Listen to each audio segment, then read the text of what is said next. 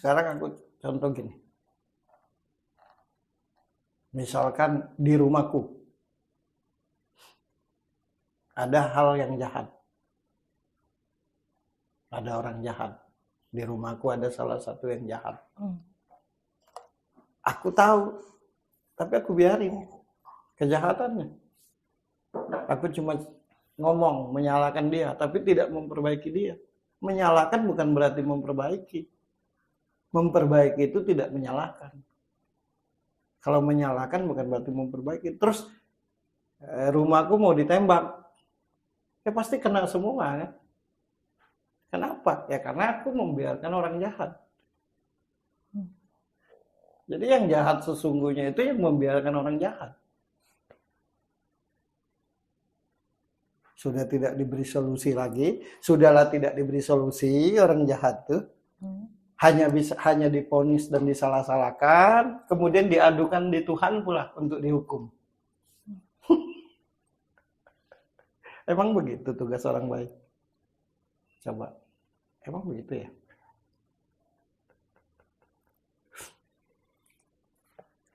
Ya begitu. Banyak pokoknya petunjuk kanan, petunjuk kiri, ini terjadi begini, sudah terjadi 5 tahun yang lalu, udah ada tanda-tandanya. Membacanya itu dari mana? Iya, ribet lah. Ya sudah, ini pelajaran. Bagaimana berarti setelah ini sebaik-baiknya. Dan sampai terulang lagi. Jangan ini sibuk peduli semua. Mending tulus. Contoh tidak tulus, kalau tidak dihargai pasti marah-marah. Orang tulus nggak marah-marah. Gitu. Kemudian nanti ngomong, karena tempat itu banyak dosanya. Karena tempat itu banyak kafirnya. Karena tempat itu banyak orang laknat. Sebelum berkata begitu, kalau yang jahat itu terjadi dengan bapak kita, dengan bini kita, dengan ibu kita, dengan saudara kita, sanggup nggak berkata yang sama? Nah, kalau tidak sanggup berkata yang sama, tidak usah mengatain orang lain.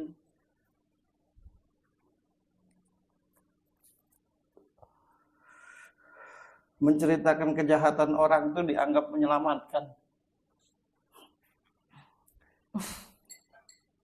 Awas ya, Idris, begitu jahat, begitu kafir. Kamu tuh kafir, Birgi, kamu tuh jahat, kamu tuh laknat. Dianggap sudah menyelamatkan. Kalau cuma begitu fungsinya orang yang ngerti, nggak akan ada yang namanya wakil Tuhan di dunia ini. Sejak awal dunia ini udah habis dihabisin Tuhan mah. Tujuan ada wakilnya Tuhan, tujuan ada orang-orang ngerti, tujuan ada ulama, biar jadi baik. Tapi prakteknya kenapa? Nah itu. Karena ada ini, karena ada ini, karena ada itu. Ya itulah kalau belajar karena membaca. Belajar karena teori.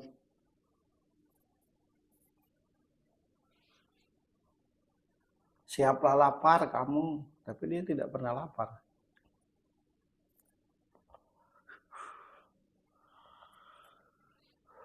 Nah itu penyebab bencana itu. Jadi solidaritas itu, kepedulian yang tanpa pamrih, kepedulian yang dasarnya terpanggil, kepedulian yang timbul karena rasa kemanusiaan, itulah disebut solidaritas. Tapi kalau peduli karena ada maunya, itu kurang ajar namanya. Jangan-jangan didoakan hal-hal begini, momen begini, biar tambah terlihat peduli. Coba bayangkan, sebelum semuanya gampang, apa banyak yang bicara kayak gitu? Setahu gue enggak.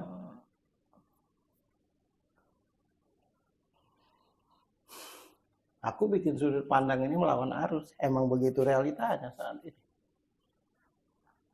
Kemudian keberanian itu bukan karena individual. Karena ada pasukan. Jadi jagoan semua. Tenang. Gak masalah. Gak usah takut. Banyak yang membela. Coba kalau 1 lawan 1. Seberani itu.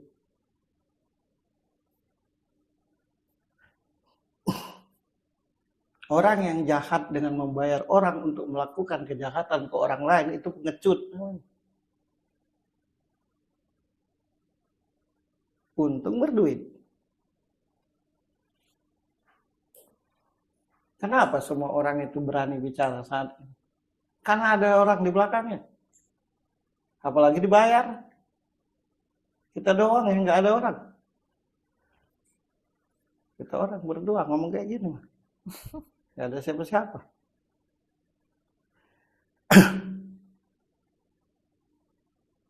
Apa lo nggak takut nanti dicelakai? Ya kan yang mencelakai nanti lambat laun celaka juga. Kalau dia nggak celaka lagi, nah gue takut. Ya iyalah, kan semua orang berani karena ada di belakangnya siapa? Bukan karena lillahi ta'ala. Bukan karena Allahu Akbar yang sesungguhnya.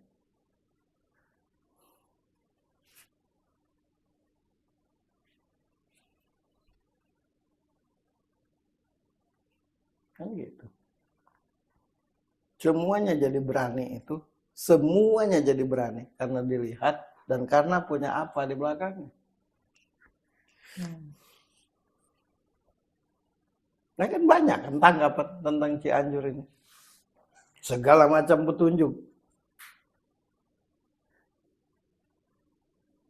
Ya menurutku kenapa bencana itu terjadi ya karena tadi yang harusnya hutan bisa jadi gedung. Yang harusnya gedung jadi hutan itu aja. Kalau bicara tak berakhlak, laknat, bejat satu dunia ini tak berakhlak semualah. Siapa yang berani berkata aku berakhlak?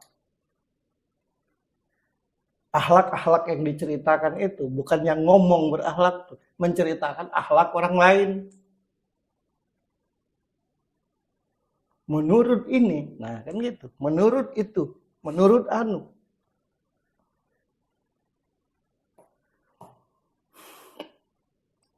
Karena di situ pergaulan bebas. Karena itu seks bebas. Karena itu begini. Coba yang ngomong begitu. Ketemulah yang seksi. Bisa nggak ngomong kayak gitu? Coba.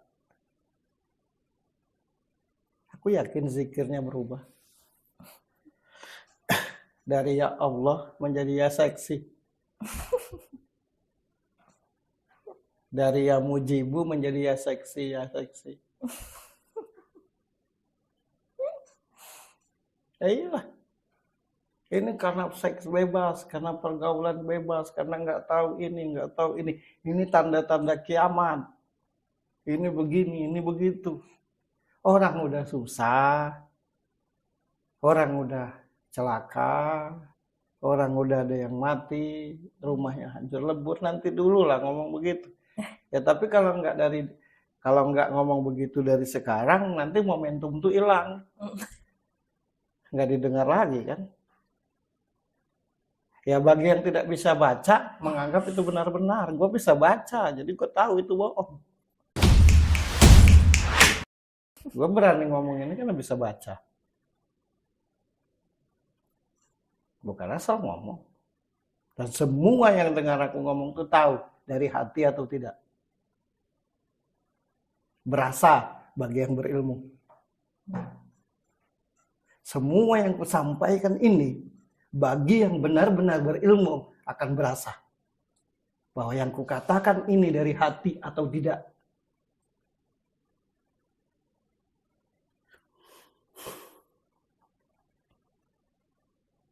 Jadi bukan asal ngomong. Kalau asal ngomong mah nggak akan mungkin tersusun omongan. Enggak, gue pusingnya tuh ya sudah kita berbela sungkawa gitu. Kalaupun tidak bisa nolong ya berdoa gitu. Jangan banyaklah tanggapannya. Kasihan yang mendapatkan musibah. Ya sudah, kalau itu salah berarti itu buah dari kesalahannya. Jangan disalahkan lagi. Ini cari muka semua dengan Tuhan.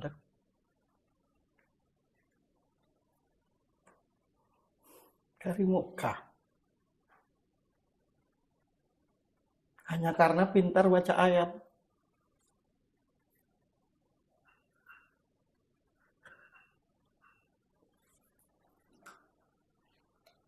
Gitu. Berani pun karena ada pasukan. Karena ada umat.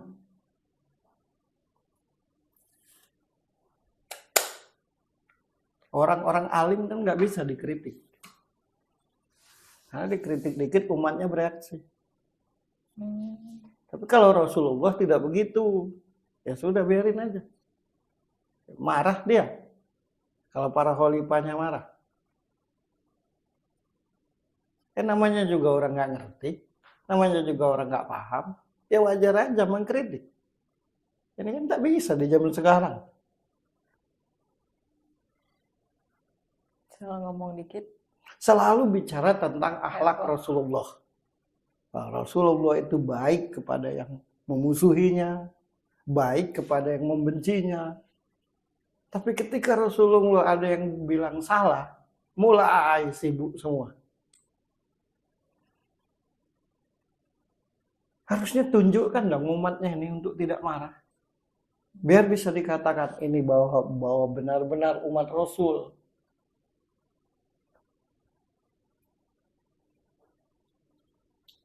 Nah, hal-hal kemunafikan beginilah yang membuat bencana tuh.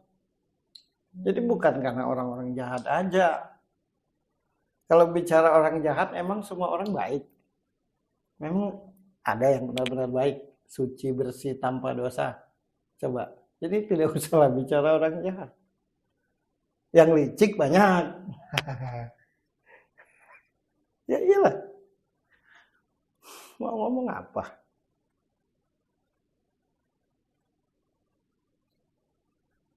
Ya karena desanya begini-begini, penuh dengan kemaksiatan. Apa di desa sono tidak? Di desa ini tidak. Ya ampun. Pokoknya semenjak gampang diakses ini, pokoknya banyak pidato dadakan tuh.